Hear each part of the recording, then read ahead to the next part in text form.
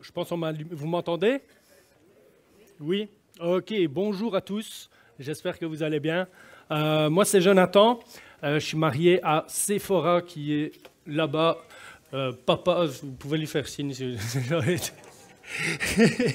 suis papa de Mia, une petite fille extraordinaire qui a 2 ans et demi, mais qui est malade aujourd'hui. Elle est chez Sananou, donc elle ne sera pas présente. Et j'exerce le service à l'église Momentum à Bruxelles. On fait partie de l'équipe pastorale et on vit vraiment des choses extraordinaires. Là, chaque semaine, Dieu envoie des nouveaux. On a eu 19 baptêmes il y a quelques semaines et on a déjà 50 inscrits pour les baptêmes au mois de juin. Dieu est en train de faire... En fait, on est spectateur de ce que Dieu fait et c'est vraiment, vraiment extraordinaire. Donc, on peut applaudir ce que Dieu fait parce que je pense qu'on vit dans une période où Dieu est en train de se révéler aux gens comme jamais. Dieu est en train de faire son œuvre dans le cœur, dans la vie des gens comme jamais. Les gens ont soif d'entendre parler de Jésus. Ils ont soif de spiritualité. Et Dieu appelle chacun d'entre nous à entrer dans la moisson, entrer dans le service. Et en fait, Dieu appelle chacun d'entre nous à être des épîtres vivantes. Il faut que les gens, en nous regardant, ils aient envie de connaître notre Dieu. Et pour ça, Dieu nous appelle à devenir des disciples qui vont faire d'autres disciples. Et le but de Dieu, pour chacun d'entre nous, c'est que chacun d'entre nous puisse le suivre, devenir son disciple, et qu'à travers nous, il puisse transmettre ça et nous utiliser pour faire d'autres disciples. Et ces dernières années, je dirais ces 20 dernières années, on a assisté à l'apparition de quelque chose qui était nouveau à l'époque, mais qui fait partie de notre quotidien à l'heure actuelle, c'est les réseaux sociaux. Qui ne connaît pas les réseaux sociaux? Ok, tu es obligé de connaître ça. Qui n'a pas de compte sur au moins un réseau social? C'est vrai? Jésus t'aime pareil. Jésus t'aime pareil. Par contre, même ma grand-mère, elle a un compte. J'ai la grand-mère la plus stylée du monde, elle a un compte, elle fait le buzz. Vraiment, c'est une influenceuse. Non, je plaisante, pas à ce point-là. mais elle est sur Facebook. Peut-être elle nous regarde là, donc bonjour mamie. Vraiment, on assiste à ça. Il y a de plus en plus, on en parle de plus en plus, on le vit de plus en plus. Mais le problème, puis j'ai rien avec les réseaux sociaux, mais le problème avec les médias sociaux, ce qui s'est passé, c'est qu'il y a toute une série de vocabulaire, toute une série même de jobs qui n'existaient pas, qui ont commencé à apparaître. Des vocabulaires comme par exemple liker, buzzer, instagrammer, des influenceurs. Tout le monde rêve d'être un influenceur. Ça, c'est... Ouais, sois un influenceur, etc. Et il y a des gens qui sont prêts à tout. Réellement, j'ai vu des vidéos, les gens sont prêts à tout pour faire le buzz et il y en a, ils sont prêts en fait, à influencer les gens dans la bêtise humaine avec toutes sortes de choses. Ils se plantent des clous dans les doigts, ils mettent leurs doigts dans la prise électrique, etc. Vraiment, je n'ai pas de vidéo et je ne vais pas vous présenter ça en live maintenant, mais les gens sont prêts à tout pour devenir influenceurs. Et le problème, c'est qu'il y a un autre mot qui est apparu qui s'appelle « follower ». Okay, suis-moi, like-moi. Puis on a tous déjà entendu, tu sais, à la pub, le gars, je te donne un truc gratuit, machin, ça va changer ta vie. Viens liker, viens me suivre, sois mon follower. Et en fait, le mot « follower », c'est une personne qui s'abonne à ton compte pour te suivre sur les médias sociaux. Il y a vraiment une notion, j'étais voir un peu vite fait, une notion de suiveur, notion de fan et même notion de disciple. Et en fait, je me dis, c'est un bail de fou ce truc. C'est quelque chose de bizarre cette affaire. Mais en fait, on est dans un monde où suivre quelqu'un, ça veut dire cliquer sur un bouton. Puis on l'a tous vécu, c'est que tu cliques sur un bouton, puis au bout d'un moment, plus capable de voir la tête du gars, de la fille ou quoi que ce soit, puis tu délikes, t'arrêtes de suivre. Je l'ai vécu moi-même. Okay? Naissance de Mia, je me dis, OK, je vais aller suivre, je vais devenir follower de gars qui présentent les papas, qui donnent toutes sortes d'astuces, et je dis, c'est vraiment excellent. Ils donnent des idées de fous, machin, etc. Puis à un moment, je me suis rendu compte, comme tous ceux qui ont des enfants, c'est que, bro, les trucs qu'ils proposent là, c'est bien beau, mais ça ne fonctionne pas, ou je ne pense pas à le faire. Okay? Quand la petite crie et hurle après sa maman, que tu as beau lui expliquer, maman, elle est partie au magasin, elle va revenir dans 30 minutes, puis qu'elle continue à hurler après sa maman, okay? Tu as beau aimer Jésus, mais c'est compliqué d'appliquer les conseils de Monsieur Papa Parfait. Du coup, vous ne pouvez plus le voir, j'ai arrêté de le suivre. Et le problème, c'est que je crois que dans notre génération, dans notre société actuelle, ça a déteint sur notre manière de suivre Jésus. Et Dieu appelle chacun d'entre nous, Jésus appelle chacun d'entre nous, peu importe d'où tu viens, peu importe ton arrière-plan, il dit, OK, toi, suis-moi. Suis-moi. Et en fait, c'est le but du message, c'est vraiment de revenir et de redécouvrir ce que ça implique dans nos vies. Parce qu'à l'heure actuelle, ça ne veut plus vraiment dire quelque chose. Et je crois que dans les temps qu'on est en train de vivre à l'heure actuelle et qu'on va vivre dans le futur, on a besoin de revenir à ça. On a besoin de revenir, c'est quoi suivre Jésus, ça veut dire quoi? Et ne pas laisser le monde, pas laisser toutes sortes de désinformations venir altérer ce que ça implique dans nos vies. Et le but du message, c'est vraiment qu'on puisse redécouvrir ça et qu'on puisse entrer et vivre ensemble, comme les disciples, répondre à cet appel, parce que l'appel de Jésus à le suivre est aussi pour toi aujourd'hui. Ça va jusque-là? Et donc, on va voir ce matin quatre dynamiques qui doivent être présentes comme quatre ingrédients que Dieu nous appelle à vivre en tant que disciples. Et ce que je vais amener ici, ce n'est pas des choses... Vraiment, retenez bien ça. Ce n'est pas des choses que tu vas acquérir une fois pour toutes. C'est vraiment une marche.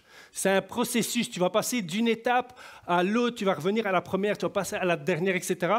Mais l'idée, c'est que vraiment on puisse jongler entre ces différentes choses et réaliser qu'en fait, être disciple, suivre Jésus, c'est ça.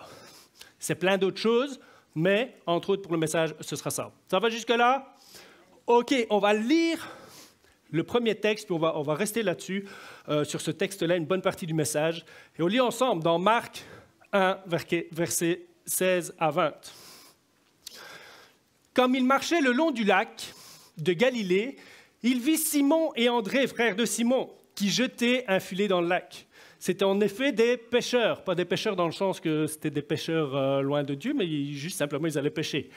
Et Jésus leur dit, « Suivez-moi ». Je ferai de vous des pêcheurs d'hommes. Aussitôt, ils laissèrent leur filet et le suivirent. Il alla un peu plus loin, vit Jacques, fils de Zébédée, et son frère Jean, qui étaient eux aussi dans une barque, et réparaient les filets. Aussitôt, il les appela, « Suis-moi », et ils laissèrent leur père Zébédée dans la barque avec les ouvriers et le suivirent. OK. Mon premier point, c'est que suivre Jésus, le suis-moi, ça implique, c'est un appel à venir. Venir à lui tel que tu es. Et en fait, ici, on est au début du ministère de Jésus, il commence à prêcher, commence tout doucement à être connu. Et en fait, alors qu'il se promène le long du lac, il aperçoit au loin des pêcheurs en train de travailler. Et il s'approche d'eux. Et en fait, il dit, OK, toi, viens avec moi. Toi, quitte tout ce que tu as, tout ce que tu connais pour me suivre, moi. Okay. On s'entend que les disciples, ce n'est pas des gens prudents. Okay. Tu prends les disciples, tu les mets dans une ruelle à Mons à 3 heures du matin. Okay. Le premier gars qui passe, « Bonjour, tu veux me suivre, petit garçon ?» Tu vois, les directs, ils vont aller, « Oui, oui, oui. » Ça ne vous paraît pas bizarre, honnêtement? C'est space. Tu sais, un gars qui passe, en fait, on réfléchit parfois, on se dit, waouh, c'est un truc de fou. Mais en fait, ce qu'il y a, c'est que la notion de cet appel, il y a un enjeu culturel et culturel derrière que nous, on ne voit pas. Parce que souvent, on ignore toute une réalité qu'il y a là derrière. Et cette réalité, c'est quoi? C'est que tout juif rêve de devenir rabbin. Okay. Tout juif veut devenir rabbin, tout juif veut servir Dieu. Les juifs apprennent à lire, pas pour être bons à l'école, en lecture, écrire des messages, peu importe. Un juif apprend à lire uniquement dans le but, sa motivation première, je veux connaître la parole de Dieu. Et en fait, les rabbins, c'était un peu cette figure de, les gens qui étaient consacrés à fond dans le service pour Dieu. Mais tout juif rêve de ça. Toute famille juive rêve d'avoir un rabbin dans sa famille. Et vraiment, ça c'est un élément vraiment important. Et en fait, comment ça se passait pour devenir rabbin? Ça se passait en différentes étapes. Première étape, c'était 6 à 10 ans. Les enfants, on leur enseignait la parole. Et à 6-10 ans, ils connaissaient par cœur les 5 premiers livres de la Bible. Par cœur. Moi, même mon prénom, je suis obligé de l'écrire sur un bout de papier pour m'en souvenir, t'imagines? Eux, ils sont vraiment bons. Et les meilleurs des meilleurs passaient à l'étape suivante. Tous ceux qui rataient l'examen, hop, ils étaient switchés, puis ils allaient faire autre chose. T'es disqualifié, pas assez bon. Deuxième étape, 10-14 ans, tout l'Ancien Testament par cœur. Et là encore, l'examen final, s'il réussissait, passait à l'étape supérieure, mais une grosse partie quittait, une grosse partie était recalée. Et la dernière étape, c'est tu devenais disciple d'un rabbin. C'était comme, tu te prenais sous son aile, etc. Alors les rabbins de l'époque, ils voulaient faire le buzz, ils voulaient que ça reste leur théologie. Ils voulaient marquer l'histoire. Qui, croyez-vous, qu'ils choisissaient pour avoir comme disciple? Si tu te dis, ma vie doit avoir un impact, je vais prendre le meilleur du meilleur du meilleur. On est d'accord? Tu sais, tu ne vas pas prendre le gars, t'appelles comment? OK, on va peut-être éviter de le prendre, celui-là. Mais, en fait, Jésus, c'est exactement ce qu'il est en train de faire. C'est exactement ce qu'il est en train de faire. Si ils sont pécheurs, c'est pourquoi? Parce qu'ils ont raté? Parce qu'ils ne sont juste pas à la hauteur. Et le pire de tout, puis c'est un autre message, c'est qu'ils n'ont pas l'air hyper doués dans leur job. Parce que souvent, quand tu les vois, c'est genre, on revient, on n'a rien eu, on a pêché toute la nuit. Genre, les gars, ils ne sont pas hyper doués, tu vois. C'est une bande de bras cassés, comme on dit au Diamants. Mais Jésus est venu pour les bras cassés. Et Jésus appelle à venir tel que tes bras cassés. Et en fait, là, il réalise. Pourquoi ils suivent Jésus? Parce que à l'époque, quand tu réussissais, tu faisais des demandes au rabbin. Moi, je voudrais être ton disciple. Et la réponse du rabbin, quand il était d'accord, il disait, suis-moi. Quand Jésus arrive et qu'il les voit, ils savent que Jésus est un rabbin. Ils ont déjà entendu prêcher, ils ont entendu que Jésus, il y avait quelque chose qui est en train de se passer. Ils savaient que c'était quelqu'un qui était envoyé de Dieu. Et quand Jésus arrive et qu'il dit « suis-moi », là, ils comprennent ce que ça veut dire. On a une deuxième chance d'y aller. On a une deuxième chance d'y aller. On a un rabbin qui veut miser sur nous. On a un maître qui veut miser sur nous. Et en fait, l'appel à suivre Jésus, c'est réaliser que Dieu t'appelle tel que tu es. Dieu t'appelle tel que tu es. Et ce qui est beau dans la Bible, c'est que d'un couvert à l'autre, c'est des hommes et des femmes imparfaits. Il y en a réellement, il n'y en a pas un qui se démarque. Il y en a peut-être un ou deux, allez, qui sont meilleurs que les autres. Mais c'est vraiment d'être en plus des grosses affaires, et on va le voir plus tard. Pierre a renié Jésus. Renier Jésus, juste ce mot-là, toi-même, tu as peur de le prononcer, renier Jésus. Il l'a renié devant tout le monde à plusieurs reprises. Et pourtant, OK, suis-moi. Suis-moi.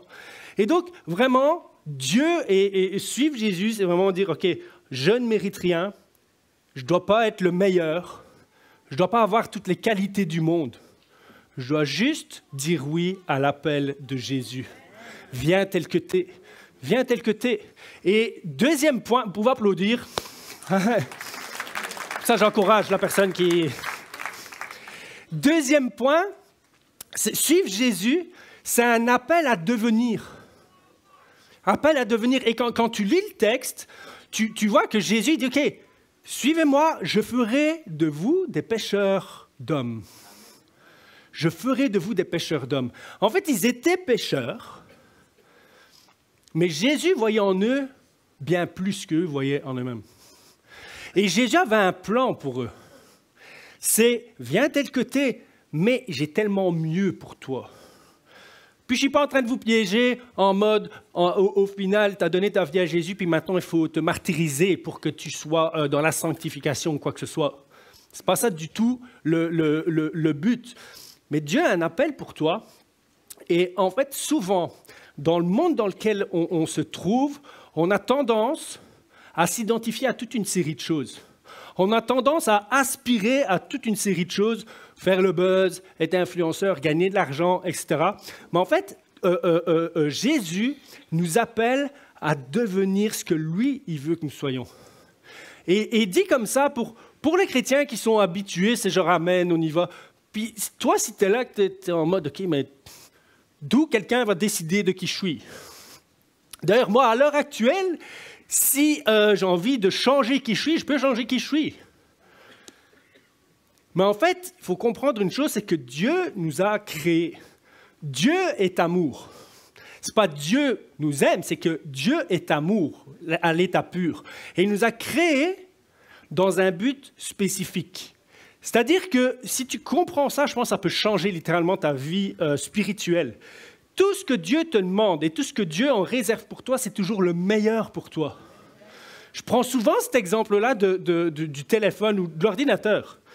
Si je me dis, OK, l'ordinateur, je vais jouer au foot avec, il faudrait que je le fasse une fois comme illustration avec un vieil ordinateur, mais il n'est pas fait pour ça, tu vas le casser. Tu as besoin de comprendre que l'ordinateur ne fonctionne pas, ce n'est pas son but de devenir un ballon de foot. Il n'est juste pas fait pour ça. Mais en fait, avec Dieu, c'est la même chose. Devenir, suivre Jésus et cet appel à devenir, c'est réaliser progressivement qu'en fait, tu es un ordinateur. Tu n'es pas un ballon de foot. Arrête de briser ta vie, arrête de faire des choses qui te détruisent. Dieu a des plans pour toi. Je t'appelle à devenir. Je t'appelle à devenir pleinement ce que je t'appelle à être. Et ça, c'est vraiment bon. Parce qu'il y a plein de gens, ici et c'est la culture, il y a tellement plus de stabilité, il y a tellement plus de fondements solides, tout est remis en question. Tu sais pas, tu vois une image, tu ne sais pas si c'est truqué, à l'heure actuelle, avec l'intelligence artificielle, on peut avoir une vidéo de Joseph en train de faire la fête là-bas aux États-Unis avec un chapeau mexicain, etc. Puis c'est tellement bien fait que tu vas croire que c'est lui. Tu crois quoi? En quoi tu mets ta confiance? En quoi tu t'identifies? À qui je peux ressembler? Je suis qui, moi, d'ailleurs? Mais en fait, quand tu suis Jésus, il te révèle qui tu es. Il te révèle pleinement qui tu es. Et là, il y a quelque chose qui se passe, c'est que tu deviens en paix avec toi-même. Tu deviens en paix avec toi-même. C'est fatigant d'essayer d'être quelqu'un d'autre. Et en plus, le pire, c'est que, je vous donne des trucs pour... est-ce qu'il y en a qui ne sont pas encore mariés? OK, retenez bien ça, Dieu va pourvoir à tous vos besoins, déjà. Premier date, premier rendez-vous, souvent... Tu t'habilles bien, tu fais tout propre, machin, tu montres la meilleure face de toi. C'est vrai, hein? Et après, c'est compliqué parce que tu as mis le standard super haut, mais toi, tu sais que tu as fait le 1000 de plus, que tu as donné tout ce que tu pouvais, puis que réellement, toi, ton style, c'est en slip dans le salon, avec un Marcel, le cerf-volant en dessous du truc. Puis genre, la fille, elle pense que t'es costard, machin, tous les jours. Et alors, c'est fatigant de devoir tenir le truc. Ah oui, je suis costard. Non, en fait, c'est fatigant d'essayer d'être quelqu'un d'autre. Puis, tous, on rit de ça, mais dans la vie, c'est ça. À l'église, c'est ça. Et puis, on vit avec cette peur de se dire, OK, les autres vont découvrir qui je suis vraiment, puis on va voir que je ne suis pas la personne, je suis un imposteur. Mais en fait, Dieu nous appelle à devenir. Dieu nous appelle à devenir. Et quand tu es pleinement toi, quand tu réalises qui tu es réellement, tu es libre de ça et t'assumes pleinement. Et tu es en slip dans le fauteuil, mais avec une femme à côté de toi, qui a en slip aussi. Non, je rigole. En vrai, c'est ça. Soit Dieu a des plans pour toi extraordinaires. Et il y a même un verset dans l'évangile de Jean qui dit « À celui qui croit, la parole a le pouvoir de faire de lui, de le faire devenir enfant de Dieu. » En fait, on est tous créés à l'image de Dieu, tous ici. Et Dieu nous voit comme ses enfants, mais en fait, il y a cet appel à le suivre, de dire, en fait, t'es mon enfant, mais tant que tu ne tends pas la main vers moi, tant que tu ne dis pas, ok, oui, je vais te suivre, je vais entrer là-dedans, je vais entrer dans ce processus, tu ne peux pas expérimenter le fait que tu es réellement enfant de Dieu. Et Dieu en appelle plusieurs aujourd'hui.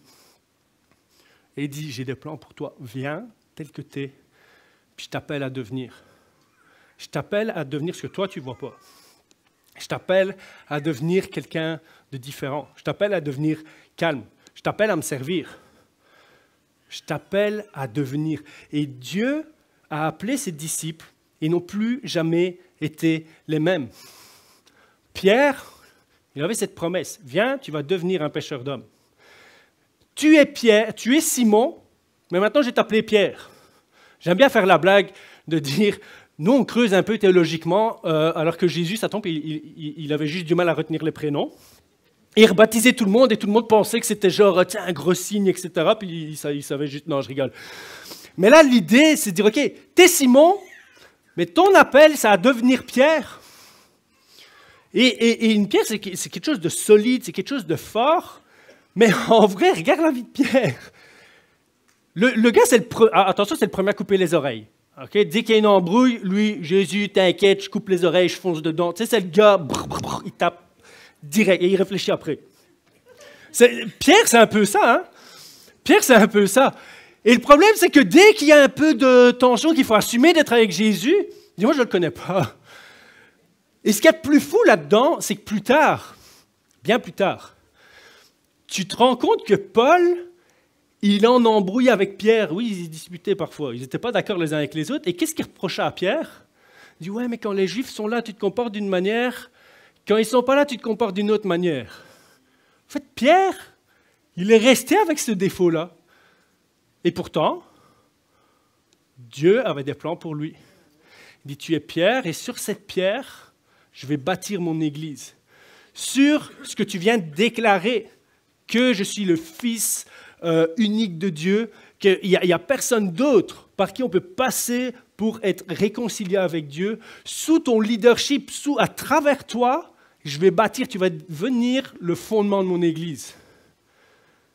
Et en fait, ce qui est beau là-dedans, c'est que Jésus l'accomplit. Et il y a tout ce processus, et à travers la vie de Pierre, on voit régulièrement, il y a vraiment cette notion, ok, je dois juste comprendre que je dois venir tel que je suis, je dois rien prouver, je dois rien faire de plus, je viens tel que je suis. J'accepte juste de devenir, et alors qu'il est dans ce processus-là, à un moment donné, Jésus accomplit ses promesses. Et on le voit au lieu même, puis on verra au niveau du moment où il renie Jésus face aux gens. Jésus va le chercher, il le ramène, puis il vit une expérience extraordinaire. C'est le Saint-Esprit qui vient sur lui, qui vient en lui. Et le même Pierre qui reniait Jésus devant tout le monde, il se lève devant une foule, en une prédication, 5000. Le gars prêche, et en fait, tous les miracles de « ok, je jette mon filet, je fais confiance à Jésus, puis il y a plein de poissons qui viennent », c'est exactement ça qu'il est en train de vivre. C'est-à-dire que l'appel à suivre Jésus, quand tu suis Jésus, il te conduira toujours à être celui que tu dois être. Suis-le. Suis-le. Tu n'as pas besoin d'être parfait. Tu as juste, ok, je reste fixé sur toi, j'avance avec toi. Et j'ai lu un livre où on expliquait un petit peu la vie des rabbins et des disciples. Et en fait, je ne sais pas si vous avez déjà vu des canards avec leurs cannes. Les petits canetons, pardon. Ils suivent, les petits canetons, ils suivent le canard. Mon père, un jour, a eu des canetons, ils n'ont pas fait long feu. J'illustrerai ça une autre fois. Et en fait, je pense qu'il y en a un ou deux, ils me prenaient pour leur maman. Du coup, je marchais, ils me suivaient. Je tournais autour du piquet, ils me suivaient pareil. Et en fait, les disciples, les rabbins avec leurs disciples, c'était ça. Les disciples suivaient les rabbins. Et on raconte même qu'il y a un disciple vraiment motivé qui se cachait derrière les toilettes du rabbin, là où il faisait ses besoins, pour, au cas où il aurait une prière qu'il n'aurait jamais fait devant lui, il puisse apprendre. Et se dire, OK, il y a une prière où je peux louer Dieu quand je fais mes besoins. T'imagines jusqu'où ça va? Et il y avait une expression qui disait, tu es couvert de la poussière de ton rabbin. À l'époque, quand tu marchais, c'était de la terre, etc., et ça faisait de la poussière. Et en fait, les disciples tellement proches que la poussière du rabbin, quand il marchait, ça venait sur eux. Et en fait, Jésus te dit, suis-moi, je t'appelle à devenir, mais vraiment, porte ma poussière, sois proche de moi. Sois proche de moi. En fait, tu ne peux pas te changer tout seul. Tu ne peux pas te changer tout seul. Si on pouvait se changer tout seul, Jésus ne serait pas venu.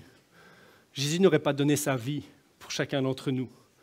Et en fait, on se met souvent la pression de se dire « je fais des efforts, machin, j'y arrive pas, et je chute, et on se sent disqualifié. » Suis-moi, sois fidèle, marche avec moi, et moi je t'apprends.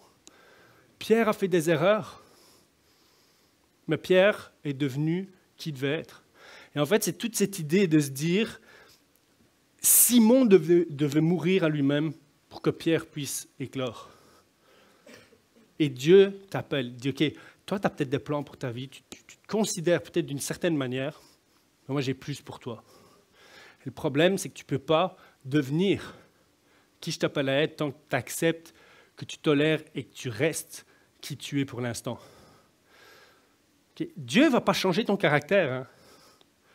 Dieu ne va pas te transformer où plus personne ne va te reconnaître dans le sens négatif. Okay? Il y avait un slogan politique où vous allez le reconnaître. En fait, Dieu veut faire de toi, mais en mieux. Toi, mais en mieux. Parce que tu deviens pleinement ce qu'il a en réserve pour toi. Ça va toujours vivant? Point suivant. Appel, suivre Jésus, c'est un appel à quitter. Appel à quitter. Et on voit que Jésus les appelle, puis aussitôt, ils laissent leur filet, ils mettent de côté, ils s'en vont. Et l'idée, le mot ici, c'est quitter, céder, couper, laisser aller.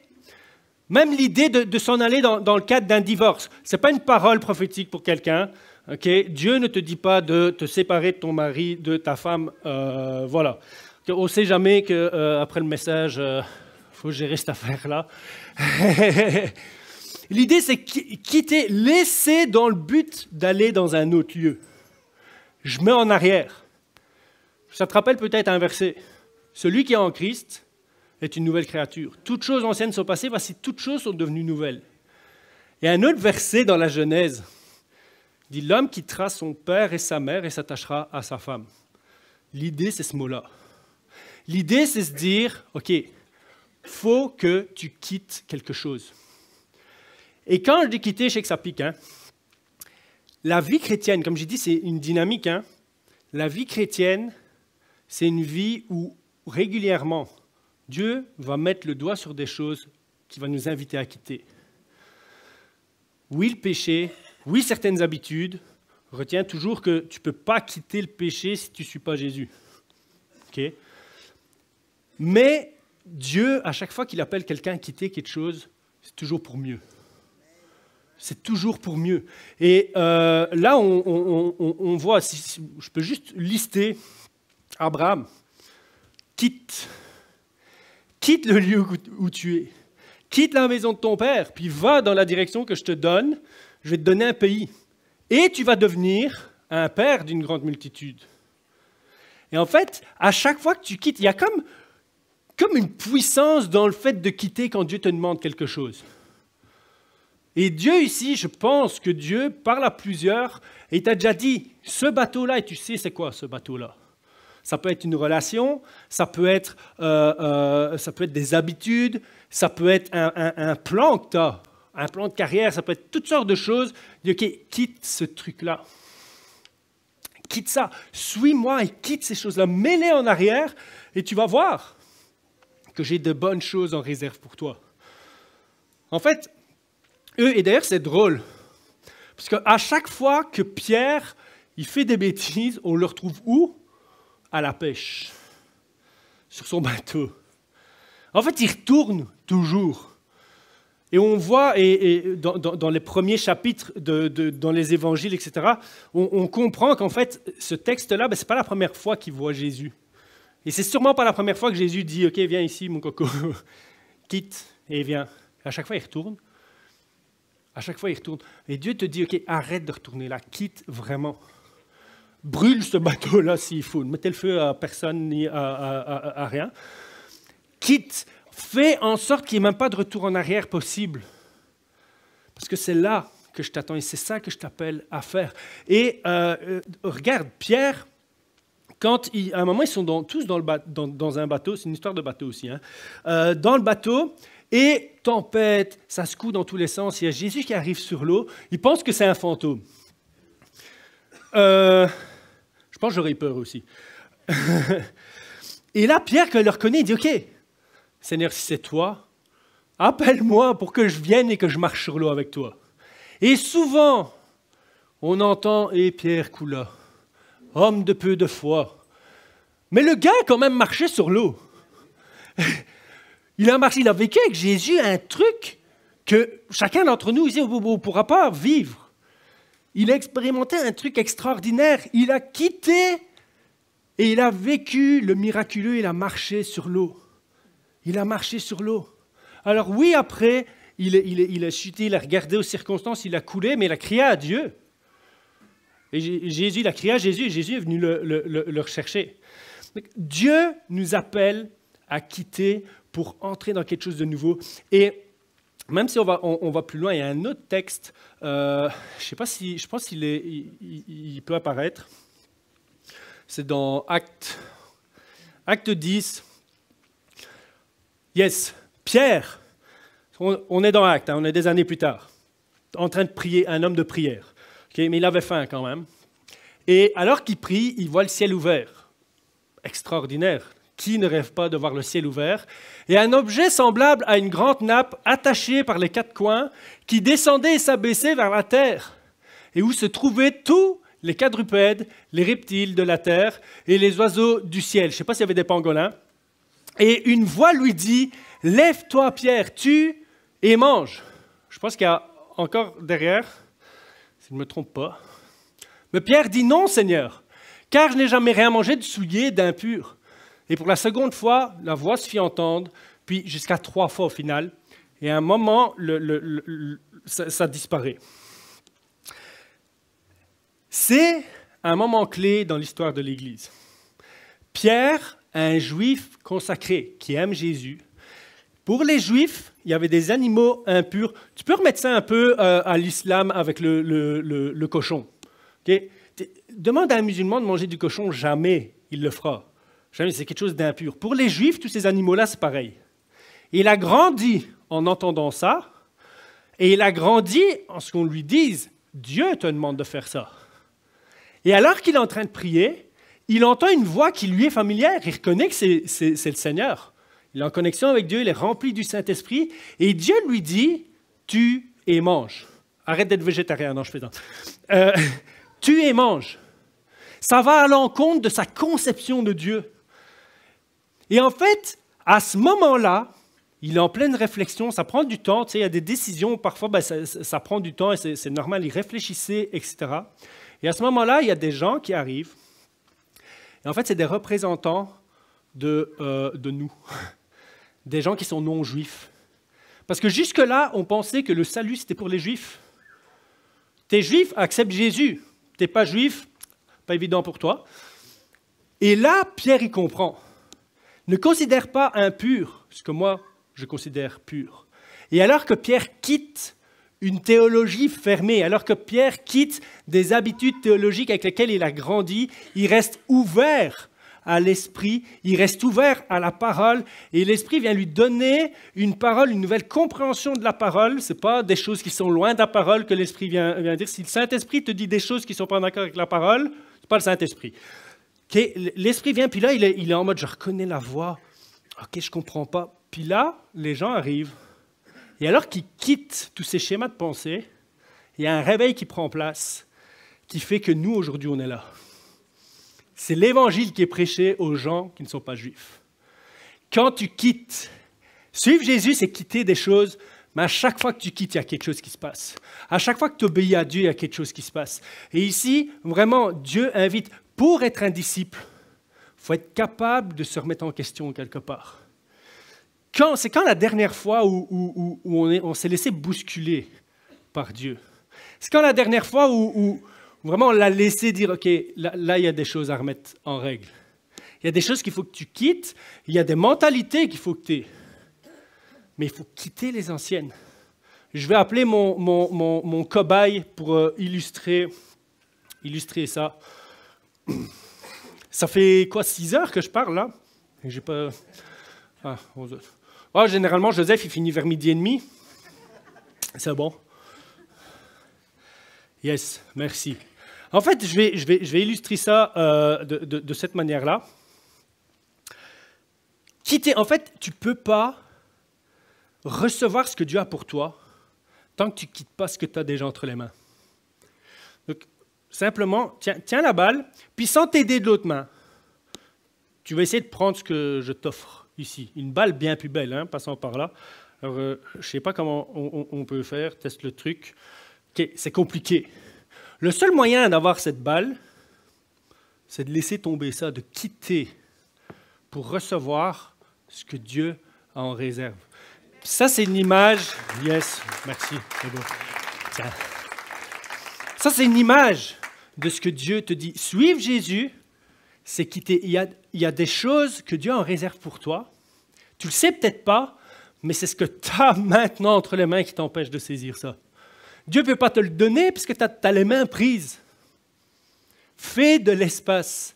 Quitte ces choses-là pour pouvoir recevoir ce que Dieu a en réserve pour toi. Donc, suivre Jésus, c'est vraiment cet appel de dire, OK, constamment, OK, je viens tel que je suis. Je n'ai pas besoin de prouver quoi que ce soit, je viens tel que je suis. Je deviens, je veux devenir, je suis Jésus, puis je vais devenir quelqu'un la personne que Dieu veut que je sois. Je quitte régulièrement.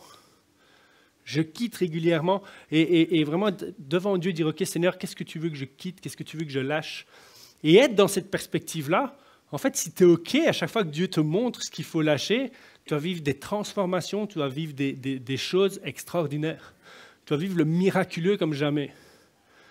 Mais il faut quitter. Et mon dernier point, c'est un appel à revenir. Et on a vu que c'est vraiment une dynamique. Donc c'est vraiment, tout ça fait partie du processus. On passe de l'un à l'autre.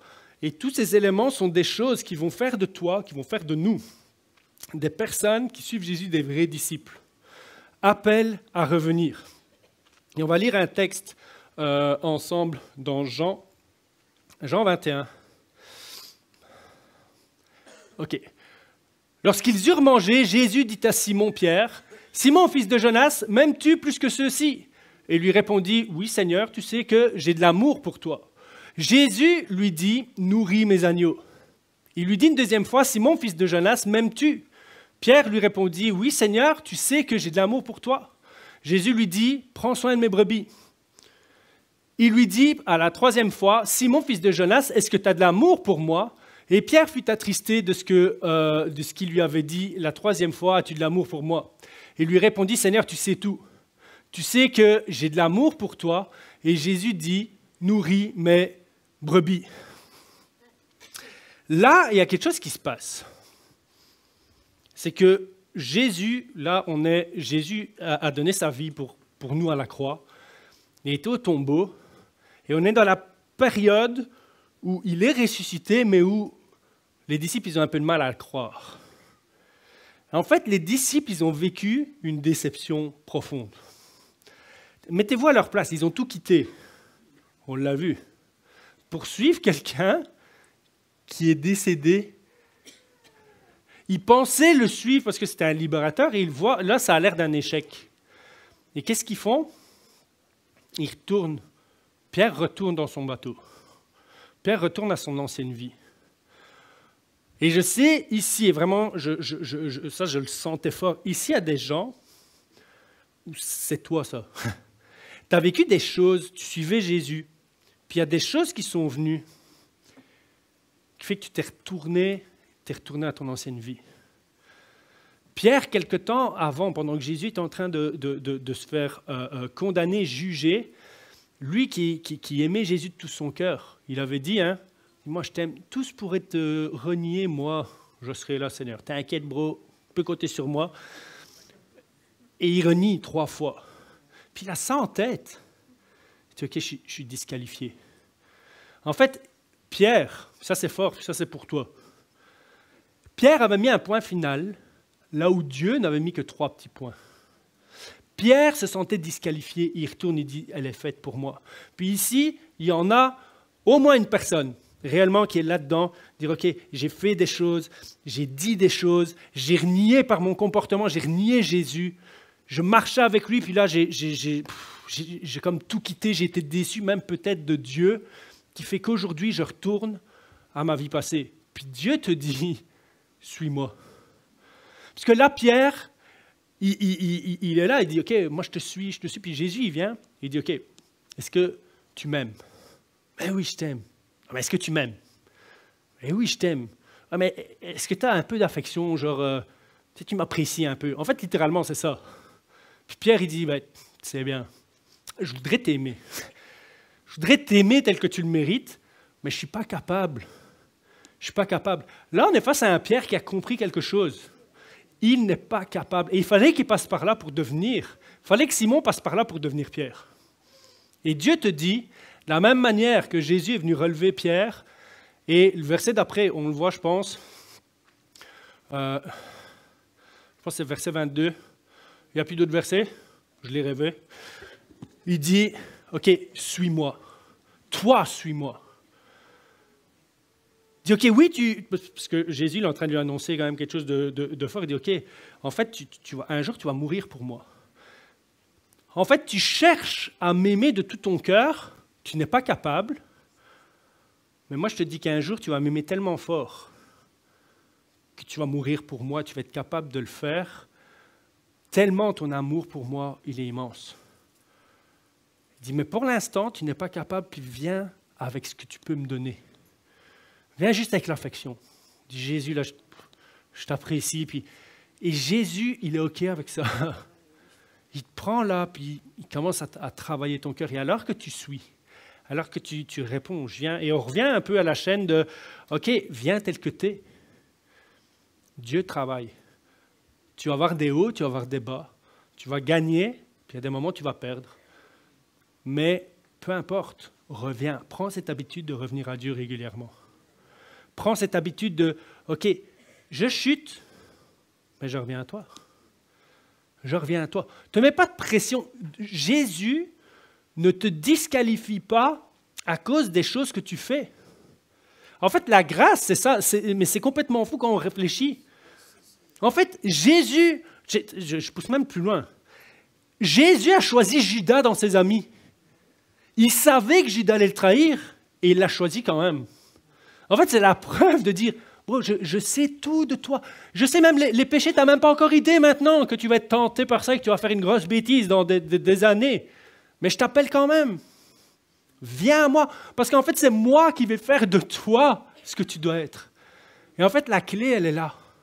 Et ce qu'il y a de fou, et je vais terminer, je vais inviter les musiciens à revenir, si vous voulez bien, c'est que autour de ce texte-là, en fait, les disciples ils sont dans le bateau, et Jésus, il arrive, et il prépare un feu. Et ça, ce n'est pas de moi, c'est pasteur JM de Momentum qui nous a sorti cette perle, mais je l'emprunte pour l'amour du Seigneur et vous la transmettre. Ouais, c'est du plagiat. Et en fait, il prépare un feu, et en fait, le terme utilisé, littéralement, c'est un feu de bois. Mais un feu de bois spécifique. C'est un feu de bois qui laisse une empreinte odorante sur les gens qui sont autour. Okay? Ça semble, d'ailleurs, on l'a tous vécu, un bon barbecue. J'ai hâte d'être au ciel pour les barbecues du ciel. Un bon barbecue, puis tu sais, tu as l'odeur sur toi. C'est ça l'idée. Et la seule fois, on l'utilise 2 fois ce mot-là, dans ce contexte-là, et la fois d'avant, c'est où? C'est quand Jésus est en train d'être condamné, que Pierre il est dans la cour, et ils sont autour d'un feu. En fait, là, c'est un truc, vraiment, une perle qui m'a mis une claque. Jésus, ok, il relève Pierre, mais il y a un enjeu, encore une fois, qu'il y a juste Pierre et Jésus qui sont conscients. Jésus Dieu nous a créés avec des émotions, avec des sens. Tu sais, on voit, on ressent les choses, etc. Puis Dieu a voulu ça. Et en fait, Jésus est en train de rappeler un souvenir à Pierre. Ce concept de la Madeleine. Tu sais, une odeur que tu as quand un parfum là, qui te rappelle ton ex, tu as envie de péter un plomb ou quoi que ce soit, tu ne comprends pas. C'est pas la même personne, mais juste le parfum, ça te rappelle quelque chose. Qui a déjà vécu ce genre de truc? Tu sais, tu sens, ça te rappelle la nourriture de ta grand-mère et tout ça, c'est juste énorme. Tu voyages dans le temps. Et en fait, Jésus, il fait quoi? Il dit, garde, je te rappelle ça. Puis mets-toi à la place de Pierre avec ce qu'on a là maintenant en tête. Lui, il sent ça, puis c'est l'odeur de l'échec. C'est l'odeur où j'ai renié Jésus. C'est l'odeur où en fait, j'aurais dû assurer, puis j'ai pas pu assurer, où clairement, j'étais pas à la hauteur. Puis Jésus vient rappeler cette odeur-là, et il vient amener une empreinte de fou sur cette odeur-là. En fait, il transforme pas l'odeur, mais il transforme ce que ça va représenter pour ce gars-là. Il dit, quand tu vas sentir cette odeur-là, ce sera plus ton reniement qui va te venir en tête, ça va être le fait que je t'appelle à me suivre. Le fait que tu peux venir tel que tu es, puis je t'appelle à te suivre, et à me suivre, et que je t'aime, et que peu importe le nombre de fois où tu tombes, plus important, c'est de te relever une fois de plus. Reviens à moi. Et en fait, c'est un truc extraordinaire, parce que là, il y a une empreinte qui prend place. Et pour Pierre, il ne verra plus jamais un barbecue de la même façon. Et pour chacun d'entre nous ici, il y a cette pensée du Seigneur qui dit, OK, là où tu as vécu l'échec, je vais venir marquer d'une empreinte. Puis la situation ne va peut-être pas changer. L'odeur va rester la même. Puis je ne parle pas de l'odeur de ton mari. Hein? L'odeur va rester la même. Mais comment ça va te parler? Comment tu vas percevoir les choses? Comment tu vas ressentir les choses? Ça va être complètement différent. Parce que ce ne sera plus une odeur d'échec, mais ce sera une odeur de grâce, une odeur d'amour, une odeur de c'est possible de devenir qui je t'appelle à être. Et en fait, être disciple, c'est ça. Être disciple, c'est ça. Et je voulais qu'on termine juste en louant Dieu avec ce chant « Jésus, je te suivrai ». Et en fait, ce chant est basé sur une expérience que je pense que c'est pasteur Claude Hood a vécue. Il allait prêcher je pense en Asie. Asie, mais côté où il y a beaucoup de musulmans intégristes. C'est pas le cas de tous les musulmans, mais là, c'était des musulmans intégristes. Et en fait, son ministère, c'était sortir des jeunes de la toxicomanie. Et en fait, il était là, il avait tout un centre, puis il y avait des jeunes qui étaient là. Puis un jour, il y en a un qui se donne au Seigneur. Et il s'est libéré de la drogue, complètement transformé, vraiment. Mais en fait, la famille de ce gars-là a commencé à se retourner vers le pasteur. Il a dit, il faut que tu arrêtes de prêcher Jésus. Tu n'as pas le choix, t'arrêtes parce que sinon ça va aller mal pour toi. Puis il dit, mais non, moi mon appel, c'est je prêche Jésus, puis je veux les sortir de là. Et Jésus va le faire, et le fait à travers moi. Il dit, mais il faut que tu arrêtes de prêcher Jésus. Et un jour, il revient avec un pistolet, et il dit, non, moi je continue à suivre Jésus. Et là, il tire une balle. Et en fait, il pense que le gars, il est mort, il pense que le pasteur, il est mort, mais en fait, il est toujours vivant, miracle, toujours vivant avec une balle, il a pris une balle dans la tête, et en fait, il commence à se rétablir progressivement, ça prend du temps, et il a un réflexe qui a choqué tout le monde, que l'éther quinqué, il a dit, ok, moi j'y retourne, je retourne servir. Puis tous ses proches, ils disent, mais t'es un fou, fais pas ça, ta vie, elle est en jeu, etc. Et il dit, non, mon appel, c'est ça.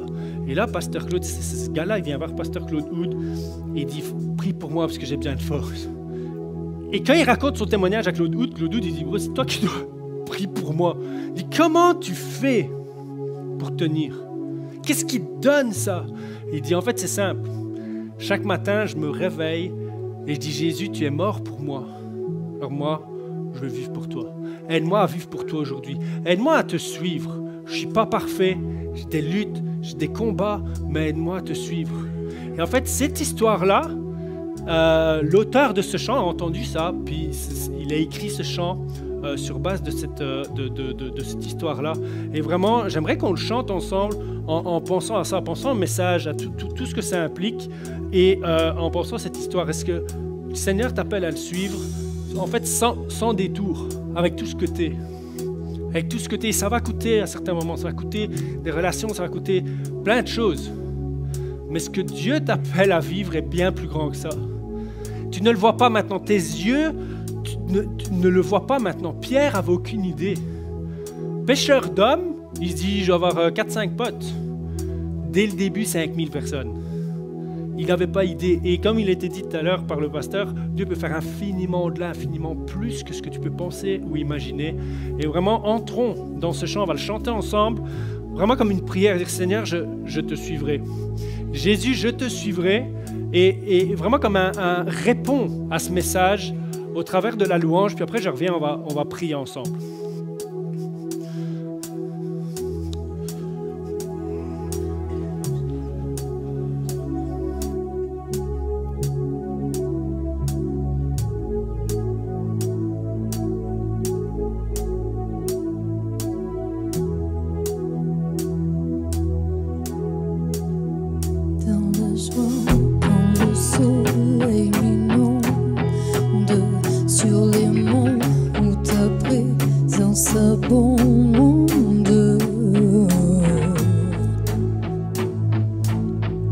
Jésus, je te suivrai.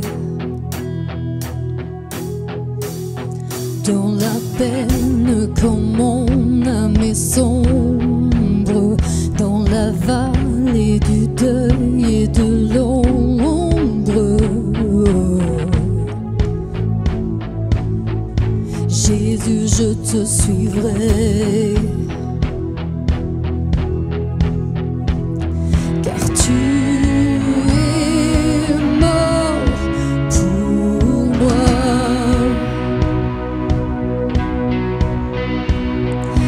je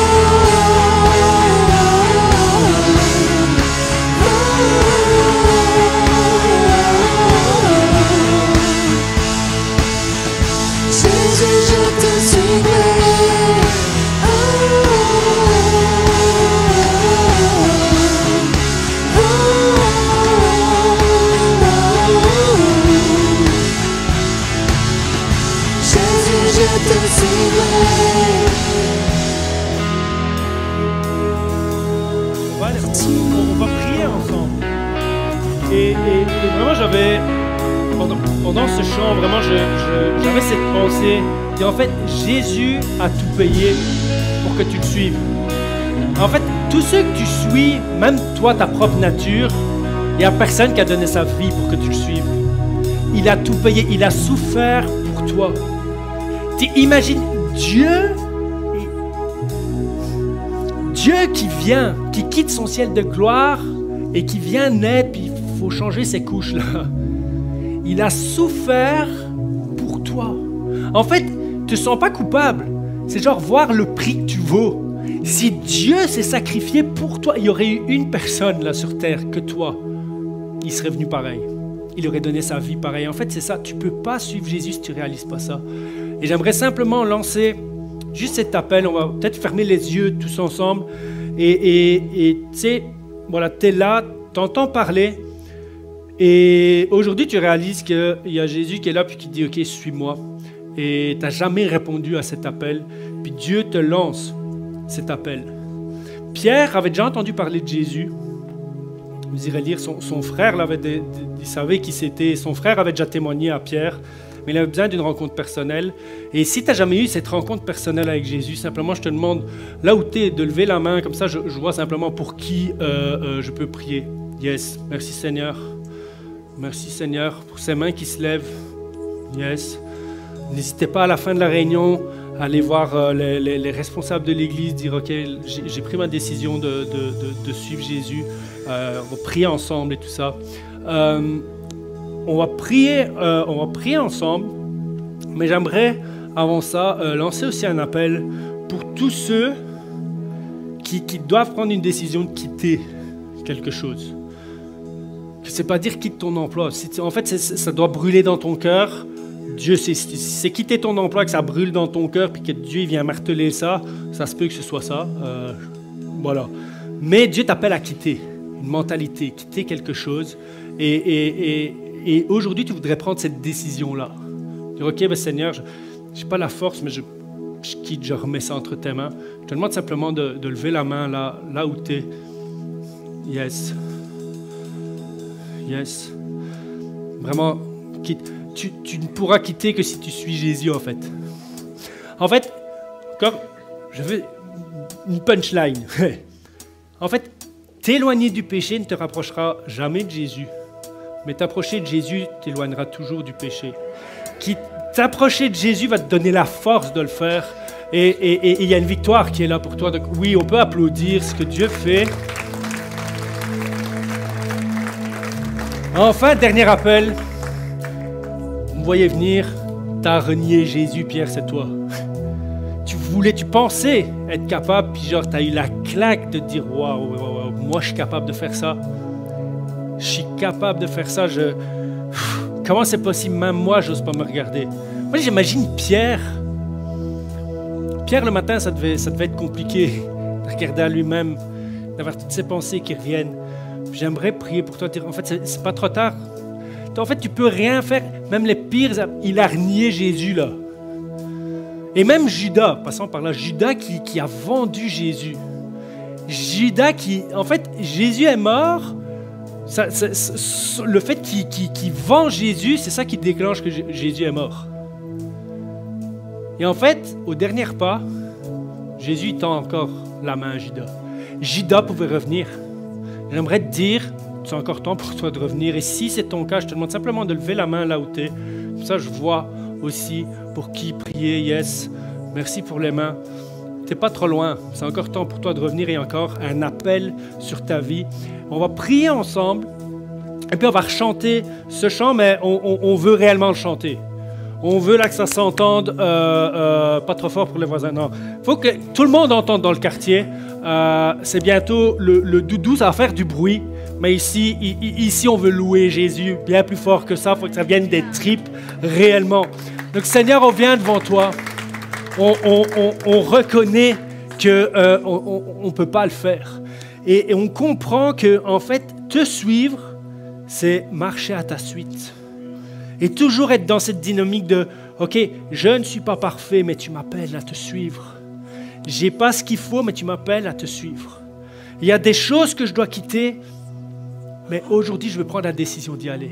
Et Seigneur, je te prie pour toutes les personnes que tu appelles à quitter des choses, à quitter des habitudes, à quitter des mentalités. Tu viens donner la force de le faire.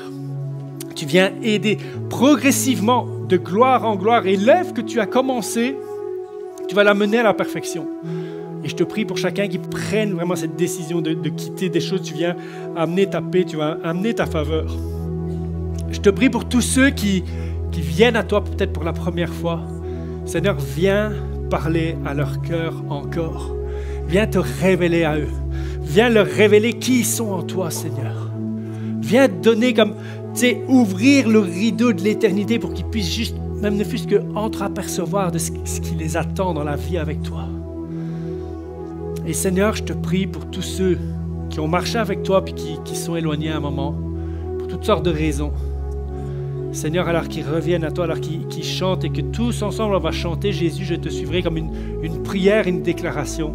Tu viens, Seigneur, les consoler, tu viens les restaurer, tu viens avoir ce face-à-face avec eux, pas ce face-à-face où tu les juges, mais ce face-à-face où tu les relèves, ce face-à-face où tu leur rappelles que même les pires échecs, tu les changes en bénédiction, que les pires chutes, tu les changes en témoignage, Seigneur.